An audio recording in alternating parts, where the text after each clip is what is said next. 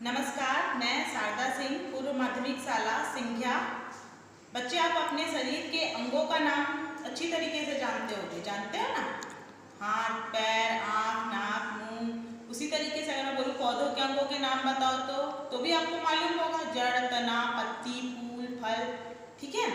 लेकिन अगर मैं यही चीज़ पूछती हूँ कि पुष्प के भाग बताओ, कौन कौन से भाग होते हैं, तो आप शायद इसको नहीं जानोगे। तो हम आज की कक्षा में आपको यही चीज़ बताएंगे कि पुष्प क्या है और उसके भाग कौन कौन से। ठीक है।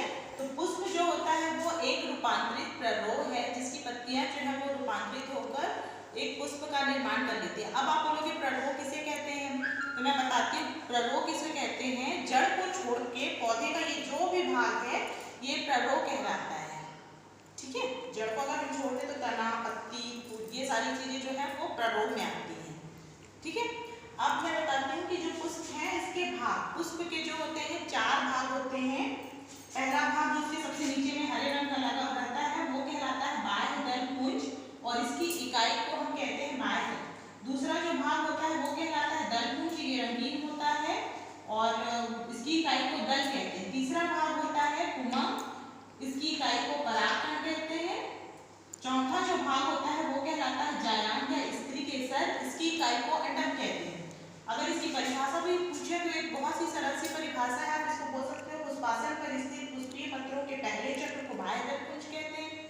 ठीक है। दूसरा अगर परिभाषा होगा तो आप बोल सकते हो कि पुष्पासन पर स्थित दूसरे चक्र को दल पुंज कहते हैं। थर्ड का यही परिभाषा आप इसमें भी बोल सकते हो, पुष्पासन पर स्थित पुष्पीय पत्रों के तीसरे चक्र को पुमंग कहते हैं और चौथे चक्र को जायांग कहते हैं। तो बहुत आसान सी परिभाषा है। ठीक है। अब यही परिभाषा आप याद करके लिख सकते हो। और मैं इसके भागों को और बेहतर ढंग से बताने के लिए फूल का उपयोग कर रही हूँ। देखिए, इसमें ये जो हरा वाला भाग है ये है बाह्य दल पुंज, ये है दल पुंज। ये तीसरा भाग है आपका पुमंग, और ये अंदर में देखिए बीच वाला जो भाग है ये कहलाता है जायांग। इसको मैंने अलग अलग भी करके रख लिया है। अगर हम इसको इकाई को देखेंगे एक साथ होता है तब तो बाह्य दल पुंज कहते हैं, लेकिन अगर ये सिंगल सिंगल हो इस तरीके से तो हम इसको कहते हैं बाह्य दल। ठीक है। इसी के नहीं ये है। ठीक है। जो हरा वाला भाग है ये कहलाता है बाह्य दल। इसके बाद हम दल पुंज अगर देखें तो दल पुंज एक साथ जब होता है तब तो हम इसको दल पुंज कहते हैं, लेकिन अगर इसकी इकाई होती है एक एक अगर हम पत्ती को लें तो ये कहलाता है दल। ठीक है। अब इसके बाद अगला है पुंकेसर। तो पुंकेसर इसकी इकाई जो होती है परागकण होती है, ये है पुंकेसर। इस पुंकेसर में आप देखना बहुत छोटे छोटे से दाने दाने के समान संरचना है, यही है पुंकेसर। इसके अंदर में बहुत सारे परागकण होते हैं। उसके बाद चौथा जो पार्ट है वो है जायांग, ये यहाँ से यहाँ तक का है। एक मदार का फूल अगर आप यहाँ से तोड़ करके इसको अगर यहाँ अंदर से निकालेंगे, ठीक है, इसको आप ब्लेड की सहायता से आसानी से, आपको बहुत मेहनत से निकालना पड़ता है, इसको निकालेंगे तो इस तरीके का देखिए लंबा सा निकलता है। ये ऊपरी भाग से जुड़ा होता है, ये पूरा भाग जायांग का कहलाता है। ठीक है। यहाँ नीचे में अंडक उपस्थित होते हैं।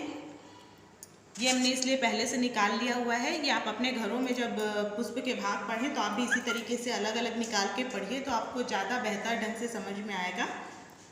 ठीक है। आगे ये पुष्प का मेन काम होता है पौधे में प्रजनन का, क्योंकि जो स्त्री केसर है और पुंकेसर है यही आपस में मिलते हैं और फल का निर्माण होता है या बीज का निर्माण होता है, जिससे एक संपूर्ण पौधे का निर्माण होता है।